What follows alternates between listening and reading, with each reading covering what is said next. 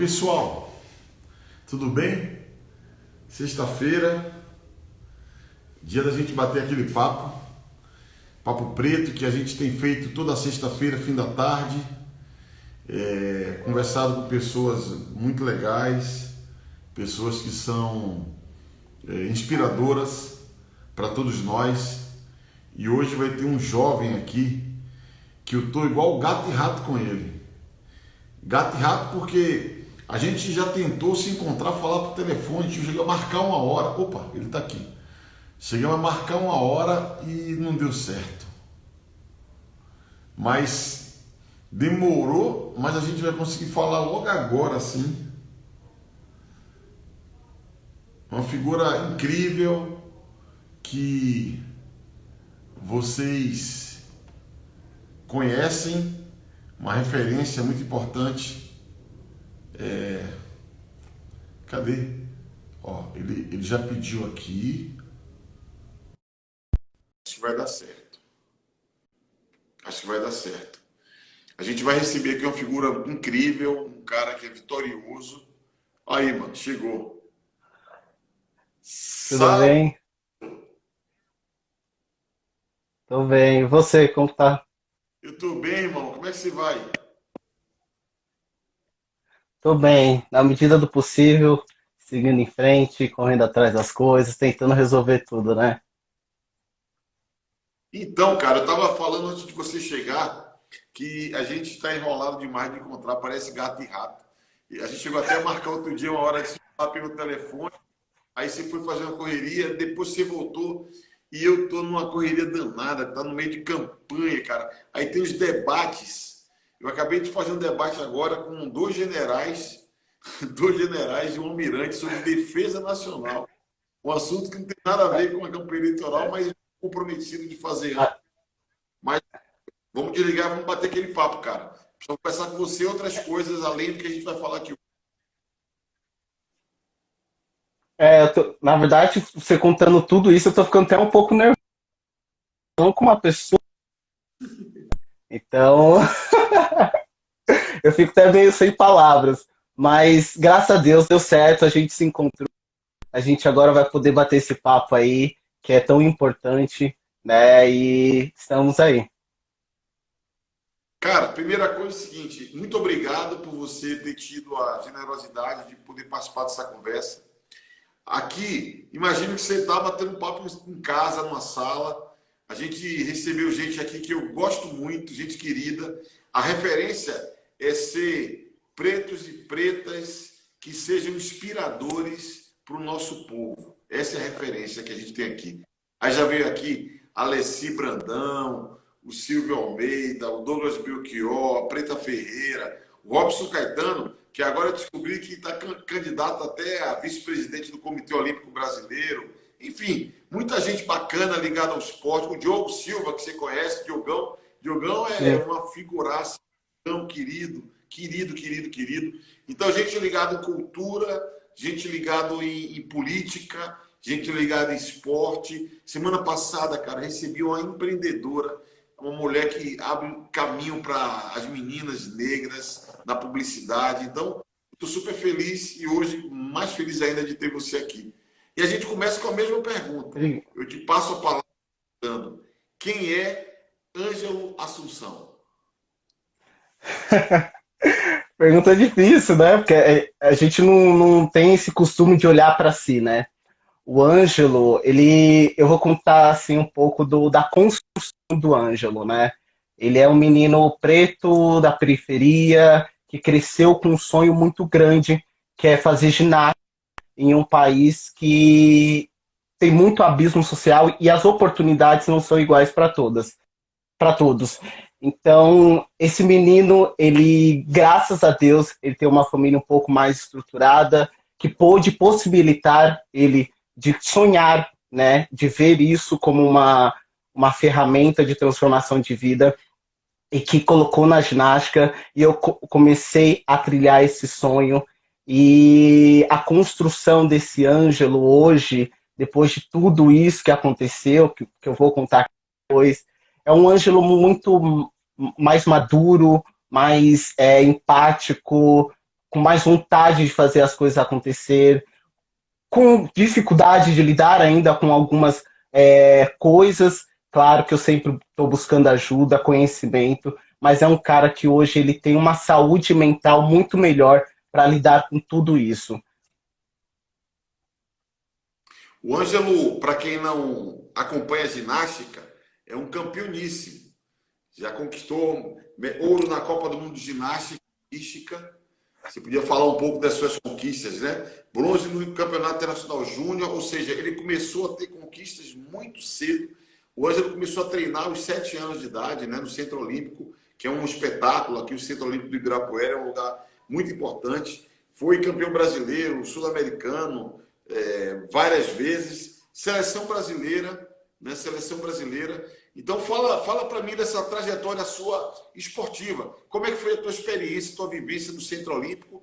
Eu sei que a dona Magali deve ter lutado muito para conseguir manter você treinando, não tenho a menor dúvida sobre isso. Meus respeitos à dona Magali, porque assim, Ângelo, sempre na história de um garoto vencedor como você, tem uma mulher, um homem, os pais que dão aquela força. Então, mesmo máximo respeito à dona Magali. Mas conta aqui para a turma como é que era a sua rotina, como é que foi a descoberta, a vivência no Centro Olímpico, como é que foi a passagem para um clube que tem tradição, a sua vivência nas seleções, dos torneios internacionais. Fala um pouquinho aí para nós. Tentar resumir um pouquinho. É muito grandioso, né, essa transformação. O Centro Olímpico foi onde eu tive o primeiro contato real com a ginástica. E é uma experiência muito mágica, né? Por aquilo que você nem sabe para onde que vai trilhar seu caminho, mas que você já gosta, né? Então, poder aprender as primeiras estrelinhas, parada de mão, rodante flick, são alguns exercícios, né, do aparelho solo, que sempre foi a minha especialidade, solo e salto, onde tem mais resultados, né, onde eu tenho mais resultado. E ter essa experiência tão jovem, com pessoas diversas e um espaço adequado para você treinar, isso foi algo muito feliz, né, muito gratificante. E essa transformação, eu tive que sair do Centro Olímpico por conta que acabou a ginástica masculina lá, então eu tive que procurar outros clubes aqui da Grande São Paulo. Minha família inteira, eu moro aqui na Zona Leste de São Paulo, então eu procurei São Caetano, São Bernardo, Pinheiros, Hebraica, enfim, todos esses clubes, e comecei, e passei, né, nessa peneira, e minha mãe teve que optar para que clube eu ia começar a trilhar esse novo caminho. Ela sempre foi mais religiosa e pediu para que Deus desse uma vida onde que eu ia crescer. E numa certa noite, ela sonhou que o clube onde eu ia crescer tinha um elevador de ascensão, que era o Esporte Clube Pinheiros. Então, eu entrei no Pinheiros para esse clube ainda mais com estrutura, com equipe multidisciplinar, né? A gente sabe que esses clubes privados eles têm uma estrutura muito melhor, e eu comecei a trilhar esse caminho. O primeiro ano foi um ano um pouco mais difícil de adaptação, e mesmo assim eu já estava, né, dentro dos melhores. Eu conto que eu não ganhei o primeiro brasileiro meu, porque eu machuquei no último aparelho esse dedinho. Aí eu vi sangrando aquilo, eu fiquei muito assustado, né? Eu falei, e agora o que eu vou fazer? E errei o último aparelho. Aí eu fiquei em oitavo, né? E depois, no ano seguinte, foi aí que eu comecei a ganhar meus primeiros títulos brasileiros, foi campeão brasileiro. E desde então, né, nessa caminhada, todas as categorias eu pude consagrar campeão brasileiro, e também por equipe, né? Nós somos, né, eu fui, né, do Pinheiros, fomos 6 vezes campeões brasileiros seguidos. Isso é uma história muito inédita para a gente conseguir fazer tudo isso. Nessa trajetória eu pude também conhecer muitos países, muitos idiomas, muitas pessoas. O único continente que eu tenho vontade imensa de ir é o africano. O mundo inteiro já pude estar, né? E tem um marco também muito grande quando eu atravessei o mundo, né? Assim, atravessei oceanos para chegar no Japão.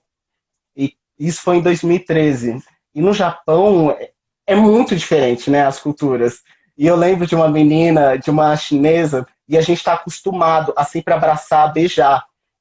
E nisso eu fui cumprimentar ela e ela desviou. E eu fiquei assustado, eu falei, gente, ela não cumprimenta. Aí eu fui de novo. Aí ela falou, aí eu lembrei, na verdade, que eles se cumprimentam com as mãos, não dando um beijo que nem aqui. Então foi uma coisa muito inusitada assim no Japão, isso. E também a nossa ginástica, a ginástica brasileira, a gente tem gente como Daiane dos Santos, Diego Hipólito, que somos explosivos. Isso impressiona muitas pessoas lá fora. E aqui também. E nisso, eles começaram a estudar a minha técnica, né? Porque como eu sou especialista de solo e salto, eles começaram a estudar, né, todo o movimento, como eu batia no solo para subir, para você ver como eles estudam outros atletas, e a gente precisa fazer isso aqui também, né, um deverzinho de casa, e eles ficam impressionados. Uma coisa que eu achei também lindo deles, que eles torcem independente qual bandeira você defende, né, isso é uma coisa que para mim é inusitada, e eu pude, né, viver uma experiência também muito legal aqui no nosso país, em 2015, onde eu pude ganhar minha medalha de ouro no salto. E eu falo que tem uma conectividade muito grande, essas histórias, que em 2005, quando eu fiz um ano no Pinheiros, a Daiane dos Santos estava no ginásio do Ibirapuera competindo, e a importância dessa representatividade, né? Ela estava competindo, e eu olhei para minha mãe assistindo a apresentação dela, e falei que eu queria aquilo para minha vida. Anos se passaram, 10 anos se passaram nessas histórias, títulos, tudo que aconteceu. E estava a Daiane narrando a minha competição e eu ganhando a medalha no mesmo ginásio, né? Então isso para mim é uma coisa que eu guardo com muito carinho, né? Eu vejo essa construção dessa representatividade, de ter esse espaço, a gente poder sonhar e ter esse espaço, isso é muito nobre, a gente precisa disso. Então, com a Daiane dos Santos abrindo todas essas portas e outros atletas negros que também, eu falo das nossas histórias, que às vezes não, por muitas vezes elas são invisibilizadas, é preciso que a gente tenha a nossa própria narrativa, que a gente possa contar nossas histórias para as pessoas se inspirarem e poder também trilhar, achar que aquele espaço também é deles. Então, foi uma conexão assim, muito legal ter a Daiane assim, né, perto, podendo narrar, fazendo tudo isso acontecer. Então, é um pouquinho disso que eu vivi. Incrível, ó. Tá aqui o Marcelo Freixo. Marcelo Freixo é um deputado muito meu amigo, meu irmão, lá do Rio de Janeiro, Ângelo. Ele tá passando, mandando um abraço para você. Falou que é seu fã. O Marcelo Freixo, que é um gigante. Obrigado. Freixo é gigante. E uma amiga minha passou aqui e fez uma provocação. Você contando que tinha sido machucado o dedinho no último aparelho e se assustou um pouco. Olha o que ela falou. Esses homens não conseguem segurar nem um machucadinho. Mal sabe ela que um atleta de alto nível como você compete sempre no limite, né? Compete sempre no limite físico, inclusive no alto nível. O que a gente sabe é que compete muitas vezes contendo e segurando a dor, né? Porque você vai no limite da sua capacidade física. No seu caso, você competindo em alto nível com atletas do mundo inteiro, viu, Tama? Então, não é que ele não aguenta machucadinho, não. Ele aguenta, ele tem muita força. Mas ele era uma criança, era muito novinho, meu Deus. Era muito. Isso. É, eu falo que os atletas de alto nível, eles sempre estão competindo com dor. Né? Eu sempre competi com dor. É uma coisa que. Porque a gente tem que chegar em um nível muito grande. Exige muito do nosso físico. Claro que a gente tem uma equipe multidisciplinar, fisioterapeuta, musculação, trabalho para evitar a lesão, mas é uma carga muito grande. Eu fico 12 horas dentro de um clube, né? A gente tem parte do ginásio, toda essa equipe multidisciplinar fazendo tudo isso acontecer, mas a dor ela existe, né? Eu operei 2 vezes, né? Em 2016 e 2017, foram 2 anos seguidos que eu operei o tendão de Aquiles, que é uma coisa acho muito difícil, né, lidar com tudo isso, e a primeira cirurgia ser uma dessa tão grande, e também operei a sindesmose do outro tornozelo. Então, assim, você também lidar com isso é um processo, né, que a gente vai amadurecendo e que precisa mesmo ter uma psicóloga esportiva, precisa ter essa equipe multidisciplinar para que a gente consiga de novo, né, tirar aquela trava que a gente tem do exercício, medo de se machucar de novo fazendo o mesmo exercício. Então, é muita gente trabalhando com a gente para acontecer tudo isso. Mas a dor, ela sempre está com a gente, tá? Ô, Ângelo, deixa eu te contar uma coisa. Quando eu falo que, para nós aqui, esse papo, eu chamo de papo preto, a gente gosta de gente que é inspirador, é porque nós somos capazes. Nós somos capazes. E as nossas histórias, elas são lindas. Eu conto a minha história de vida todo dia para todo mundo, conto para meus filhos, conto quando eu faço política, porque eu acho assim, nós somos capazes. O que nós não temos é oportunidade. O que não temos é chance. E eu acho, me impressiona quando, na campanha eleitoral, eu tenho falado o seguinte, eu quero ser prefeito preto de São Paulo. Aí tem alguns que falam assim, mas por que você fala isso? Você só quer ser prefeito para os pretos? Eu falei, claro que não. Eu quero ser prefeito de todos. Mas eu quero que as crianças vejam que o negro pode ser prefeito da maior cidade do Brasil. Porque se a gente não quebrar isso, se a gente não mostrar... E nós temos que se assumir, falar assim, papo reto, direto, entendeu? E eu estou contando isso porque eu te acompanho nas redes e acho muito legal. Você fala de tua atividade esportiva, das coisas que você gosta, das coisas que te encanta, mas você também tem atitude, né? E eu recebi aqui uma amiga, uma jornalista que eu adoro, chamada Bianca Santana.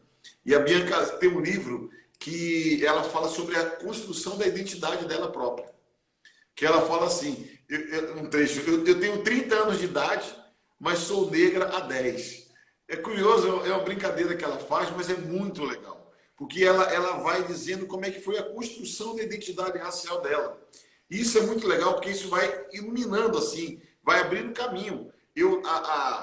Na semana passada, foi um pouco a mesma coisa, né, com a Viviane Duarte, ela contando como foi a descoberta dela. Ela achava que não tinha isso, até porque o pai dela é branco, então ela é negra de pele clara. Conta para nós um pouco da construção da sua identidade. É de família, é de vivência, foi das tragédias que você também pode falar daqui a pouco, um pouco, né? De alguns momentos bem delicados que você enfrentou. Fala da construção da identidade negra de Ângelo Assunção. Eu sempre tive uma família muito conectada ao movimento negro, sempre exaltando a nossa beleza. E quando eu era pequenininho, eu tive isso muito aceso dentro de mim.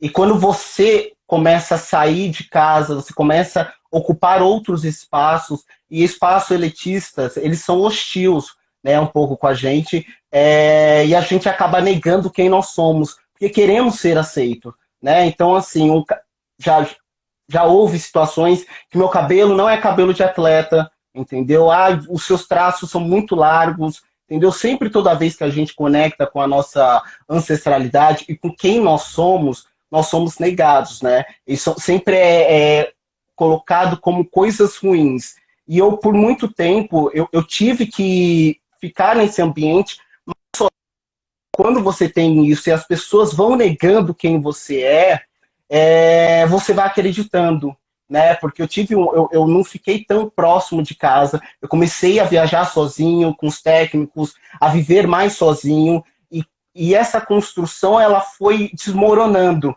E eu acho que com tudo que estava acontecendo, que aconteceu desde 2015, que foi um caso muito impactante, onde mostra o racismo explícito para todas as pessoas verem, ali foi um outro estágio que eu vi que eu precisava realmente saber quem eu sou, de novo, trazer essa identidade, né, que é tirada, que é arrancada, desmembrada da nossa pessoa.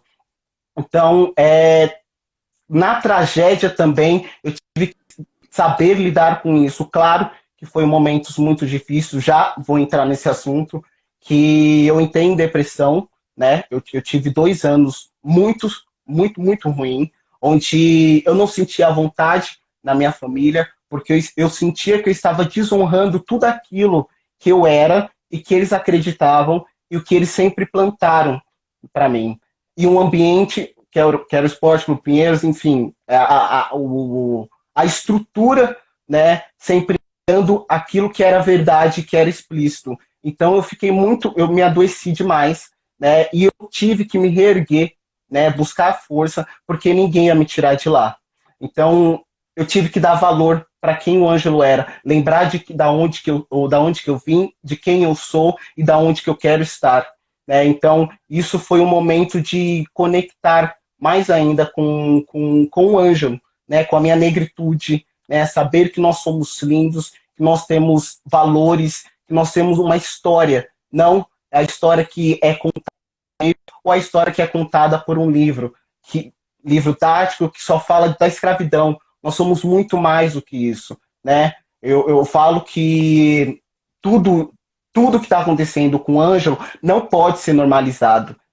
Porque há uma normalização das nossas histórias, né? Ah, se o Ângelo conseguiu trilhar o caminho, vencer o racismo, você também consegue. Mas temos que saber também que todas as pessoas têm a sua individualidade e lidam com o racismo de maneiras diferentes, né? Então, é preciso parar de romantizar as nossas histórias, né? Porque a gente não está mudando o sistema, a gente não está mudando as histórias, né? Porque toda vez é sempre as mesmas. Ah, vou dar um exemplo aqui. Rafaela Silva, que é judoca, passou por situações de racismo e foi campeã, né, olímpica.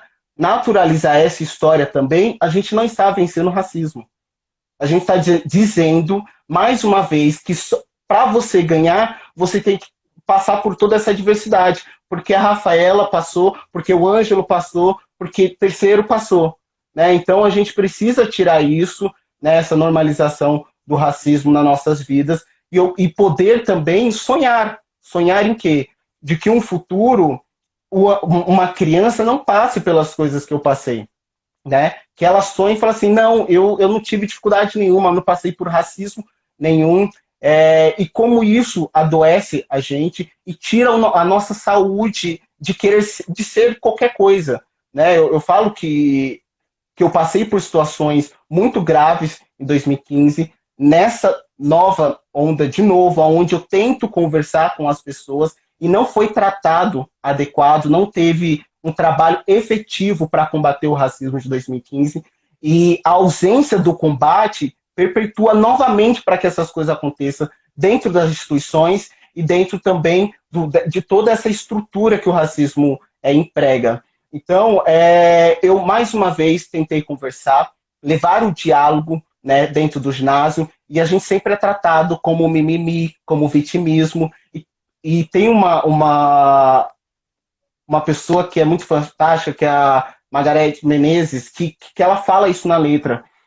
Na letra não, ela está em um show, e em um certo momento ela fala, um branco falando sobre racismo, ele é correto. Agora, se o negro está falando, é vitimismo, é mimimi. Então, assim, como estamos combatendo o racismo? Como estamos dando voz, né? Dando voz, não, como estamos ouvindo quem é vítima do racismo? Né? Porque voz, a gente sempre está falando, mas a gente não tem um outro lado escutando a gente.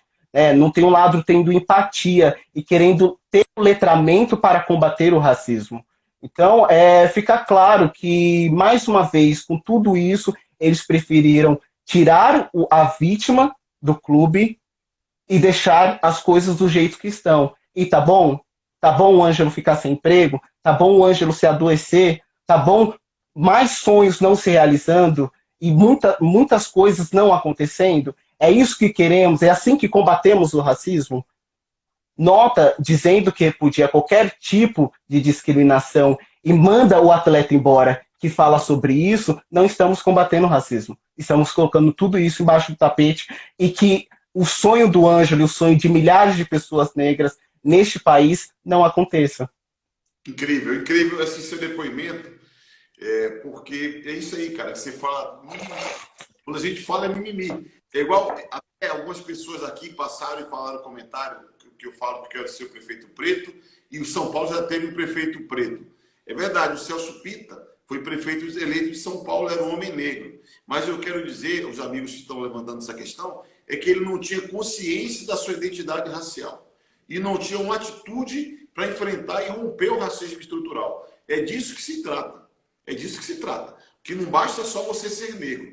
Você tem que atuar para superar, enfrentar e romper com racismo estrutural. Esse que é o ponto, né? Assim como nós temos convicção de que a luta antirracista não é a luta só dos negros. Nós queremos não negros na nossa luta. Nós queremos pessoas antirracistas que somem conosco para rompermos a lógica. Agora, não pode ser igual você falou. Se eu falo, eu quero ser prefeito preto da cidade, eu estou fazendo divisão no meio do povo. Não tem nada disso. Porque é o seguinte, eu estou afirmando a identidade. Porque a divisão, quem põe a decisão, a divisão na sociedade é quem nos exclui. Esse é que é o problema. E o Ângelo não tem que ser tolerado porque ele é negro. Porque ele é um talento fora de série. Então tá bom, vamos tolerar ele aqui, vai. Já que ele é um talento fora de série, ele vai trazer conquistas, ele vai trazer prestígio para o clube, para o Brasil. Temos que aguentar ele, não é disso que se trata. O que nós temos que ter é oportunidade igual para todo mundo. Inclusive, Ângelo, no esporte tem uma questão que me incomoda. Eu, pessoalmente, desde a época que era ministro falava isso, e o Diogo Silva falou para mim uma coisa que ele pegou no ponto. Nós temos que olhar para o racismo no esporte, inclusive observando que o lugar dos negros no esporte, quando muito, está sendo no lugar de força. Nós temos que enfrentar o racismo, inclusive, ocupando espaço nos lugares também de inteligência. Nas equipes técnicas tem que ter mais negros. No comando das entidades tem que ter mais negros. Essa construção nós também precisamos fazer. É claro que para isso, como é um processo muito longo, afirmar você, o seu desempenho atlético, a sua performance, é um caminho. Olha o que a Daiane chegou. Depois de ter tido todo o desempenho atlético dela, ela conseguiu ocupar um espaço na mídia. Então, é muito importante ter presente isso. Romper com o racismo estrutural no esporte é mirar em ocupar todos os espaços, porque nós somos capazes. O que nos falta é oportunidade para poder exercer essas várias funções. Eu vi que você falou com relação à depressão que você chegou a ter quando teve aquele fato racista na seleção brasileira, né? Com atletas, colegas seus de equipe de seleção brasileira. Felizmente você superou, mano. Superou isso, né? Sim. E hoje, fala de hoje, do drama de hoje, que é o outro drama hoje. Eu falo que existe uma conexão muito grande, né? Que aconteceu em 2015 com agora, né? Eu falo que as pessoas não se responsabilizaram e é sempre a gente que tem que lidar com racismo. Já percebeu? Os autores de tudo isso impune, as coisas continuam, a vida deles continua, e a gente tem que sair dessa depressão, a gente tem que lidar com esses ambientes hostis. E hoje, essa minha realidade, depois de ter conversado inúmeras vezes dentro do ginásio, com técnico, atleta, coordenador, porque sempre vem o racismo recreativo, né? Que a gente fala, e para eles é uma brincadeira, né? Então, assim, quando eu estou todo de lycra preta e shorts branco, e uma pessoa fala, o Ângelo só está de bermuda branca, e quando o Ângelo quer assumir o cabelo, eu entendo a importância desse ato de força, de identidade, fala que não é cabelo de atleta, quando eu coloco trança, fala que aquilo atrapalha o meu desempenho, que isso, se eu paguei para fazer aquilo, entendeu? Usam palavrões para direcionar isso.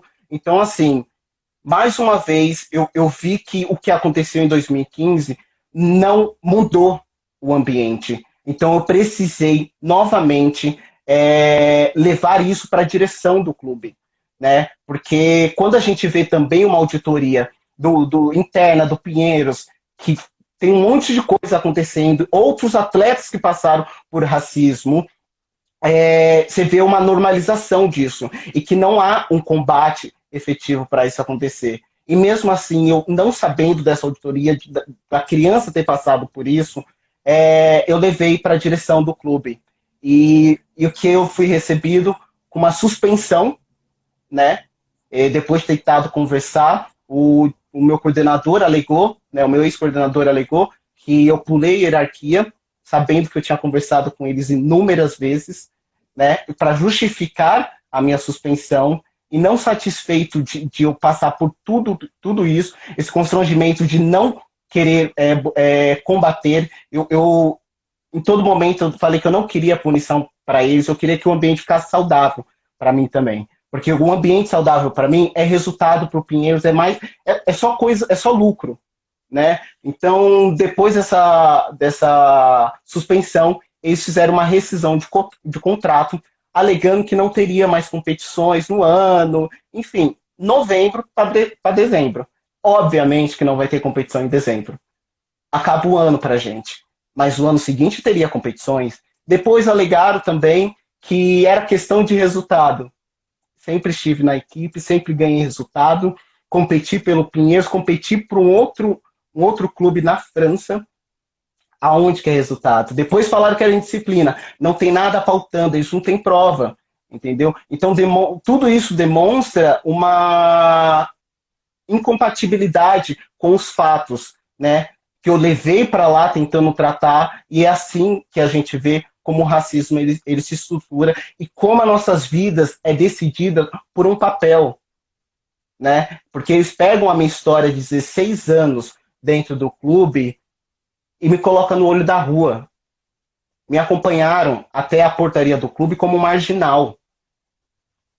Depois disso, eles me deram 7 dias para tirar minha vida do apartamento.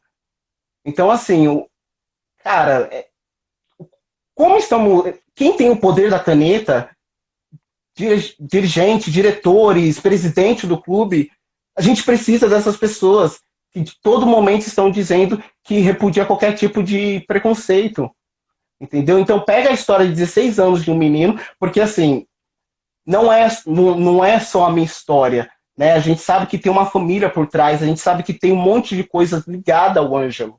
Né? A gente sabe a importância do Ângelo dentro desse espaço, dessa representatividade, quantas crianças sonham hoje ocupar aqueles espaços. A gente sabe, claro, que quando você é um dos primeiros a abrir essas portas, é muito, muito difícil, mas tem que continuar sendo assim, né? Então, assim, essa normalização com como lidar com o racismo que não pode acontecer. Né? Hoje eu estou desempregado, eu estou correndo atrás, eu quero continuar a treinar, né? E como o racismo ele atrapalha o nosso desempenho.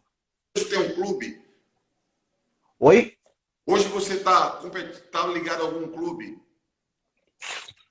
Não tenho nenhum clube, eu na verdade estou aberto, estou procurando essa oportunidade para que aconteça.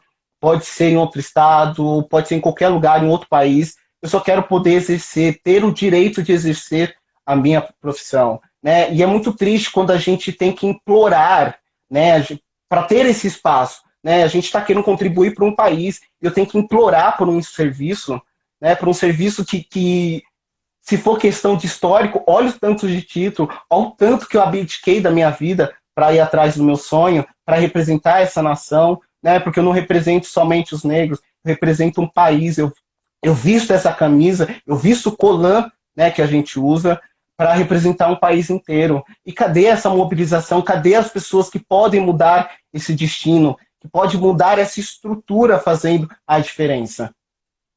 Cara, ó, eu tô assim emocionado de ouvir seu depoimento. É bacana, você é um vencedor, cara. Você é um gigante, você sabe disso. Você é um vencedor da vida. Você é um cara que é uma inspiração para muita gente. Eu vou te falar agora no ar, porque eu ia te falar do telefone.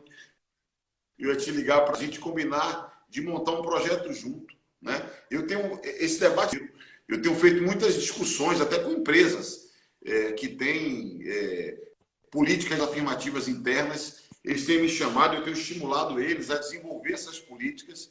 E se você permitir, eu quero que a gente faça um projeto junto, um projeto de patrocínio com essas empresas. Felizmente, as empresas multinacionais, muitas delas que têm políticas fora do Brasil, têm trazido para cá, porque eu acho, cara, que você merece. Vamos trabalhar junto, viu, Angela? Para a gente botar você de novo para treinar, competir, botar você. Tem que criar condições para você voltar para o seu foco.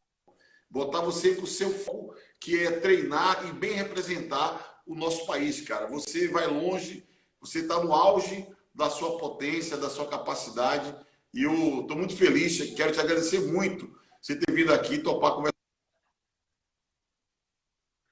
conversar com a gente, trazer essa sua experiência, viu, cara? Você é um Obrigado. vencedor.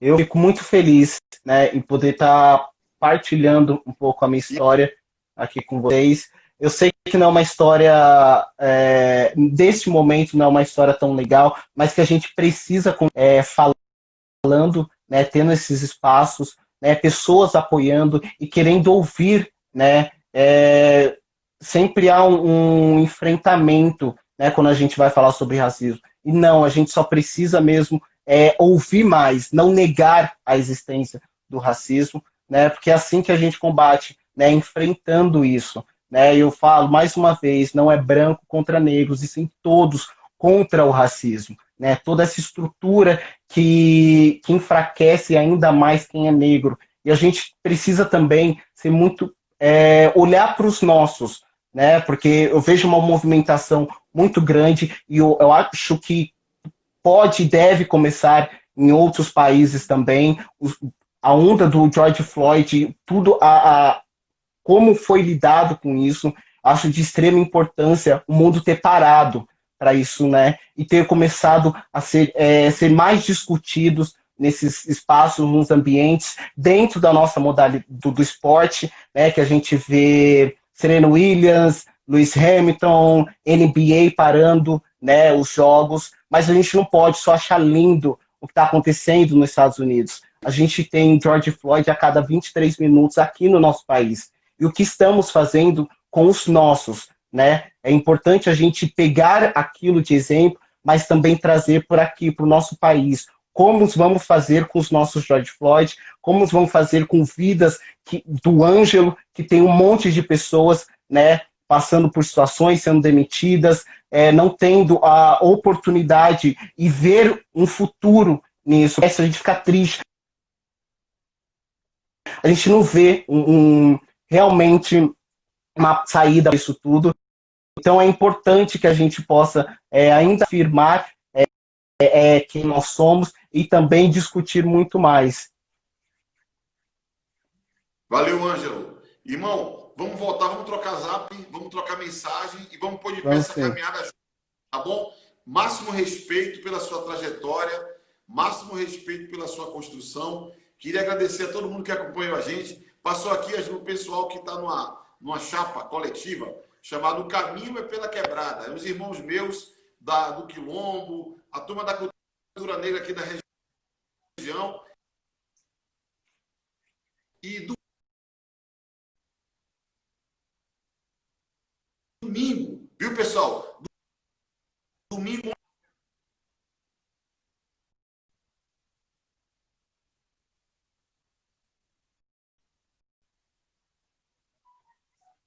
Começar a nossa Agora caminhada, eu acho que está pessoal, para travando um nós. pouquinho.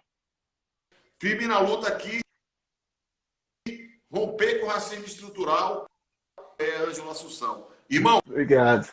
Obrigado, gente. Fiquem com Obrigado, valeu, Deus. tamo junto. Mais uma vez, obrigado pelo seu apoio, pelo seu carinho, por você ter disponibilizado e querer também ajudar a mudar essa estrutura.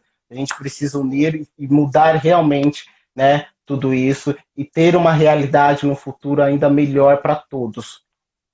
Valeu, é nóis. Um abraço, Elon. Um abraço. Um abraço. Tchau, tchau, gente. Fiquem com Deus.